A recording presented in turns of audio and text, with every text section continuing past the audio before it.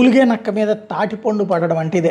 బంగ్లాదేశ్కి ఇప్పుడు పెద్ద కష్టం వచ్చింది. అక్కడ ఒక మహానుభావుడు యూనస్ అనేటటువంటి మహానుభావుడు అమెరికాలో ఉన్నటువంటి డీప్ స్టేట్ నిన్నగాక మొన్న దిగిపోయినటువంటి బైడెన్ గారి నాయకత్వంలో అక్కడ ఉన్నటువంటి సోరోస్తో పాటుగా నడిచినటువంటి గ్రూప్ ఎఫ్బిఐ కావచ్చు, సిఐఏ కావచ్చు, ఓపెన్ సొసైటీ కావచ్చు, వీళ్ళందరూ తయారు చేసిన మేధావి లేదా వీళ్ళందరినీ తయారు చేసిన మేధావి ఏమైనా కావచ్చు.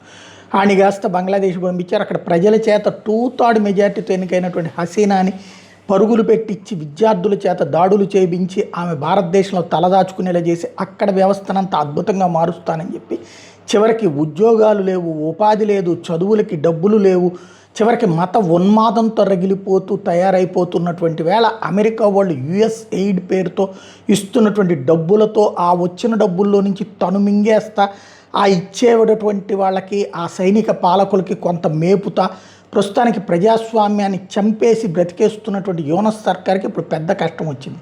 అమెరికా అధ్యక్షుడిగా ట్రంప్ ఎన్నికైన తర్వాత ఇప్పుడు అమెరికా యుఎస్ ఎయిడ్ ప్రాజెక్టులని 90 రోజుల పాటు కంప్లీట్ స్టాల్ చేశాడు. ఆ తర్వాత ఏది ఇవ్వాలో ఏది ఇవ్వకూడదో నేను డిసైడ్ చేస్తానని చెప్పాడు. దాదాపుగా బిలియన్ల కొద్ది డాలర్లు ప్రతి ఏటా అమెరికా ఇచ్చే ఈ డబ్బులతో బ్రతికేస్తా ఆ డబ్బుల కోసమే వివిధ దేశాల్లో చిచ్చు పెట్టేటటువంటి యూనస్ లాంటి మేధావులు ఉంటారు.